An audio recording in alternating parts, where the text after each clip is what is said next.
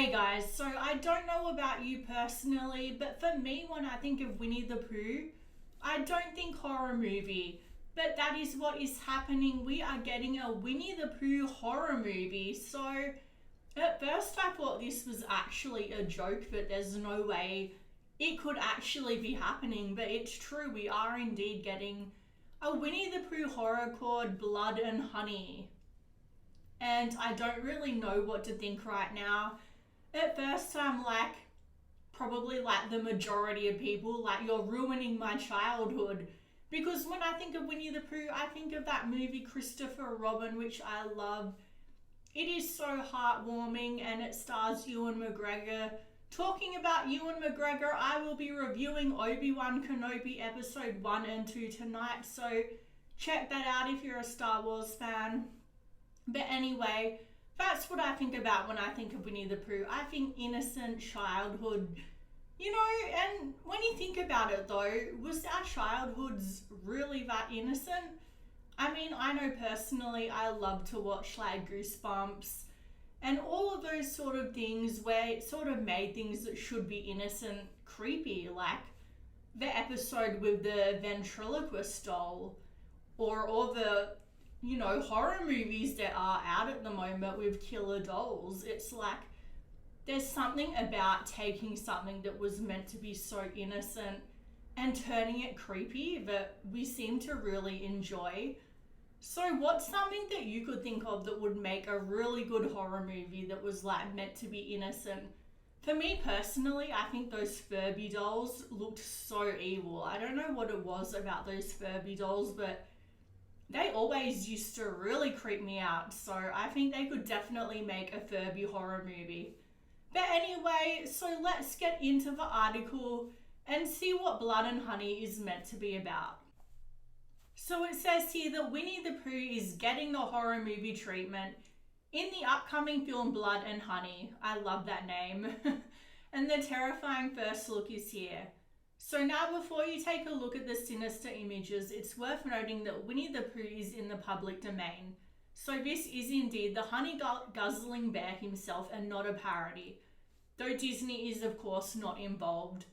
So basically, if you don't know, when something is in the public domain, it basically means for 70 years, due to copyright laws, you can't touch something, but then when 70 years are over, it's in the public domain and you can do whatever you want. I don't know. I'm not a law student. I don't know how to describe it.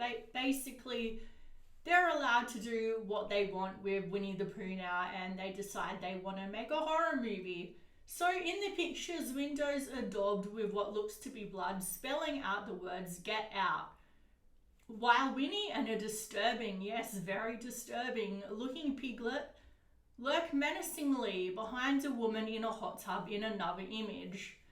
Then the bear sits in a fancy car in another photo while a woman is tied up with a hammer disturbingly close by in another still. Check them out below. So I'll put the photos up so you can see them. And yeah, Piglet is looking very scary. That is not the Piglet and Winnie the Pooh from my childhood, that is for sure. And I read somewhere that apparently they ate Eeyore, like the depressed bear Eeyore. They ate him. Yeah, thanks for ruining my childhood. So in an interview with Variety, writer-director Reese Frake Waterfield revealed that the plot will see Christopher Robin off to college. So he goes to college and he pulls away from them and he's not giving them food. It's made Pooh and Piglet's life quite difficult, he explained. See, that just makes me sad. Like, you have to look after your imaginary friends, even if they're imaginary, which obviously they're not imaginary if they start killing people. I don't know. It makes me think of that episode of Supernatural with the imaginary friends and like they start killing people, I think. I don't know.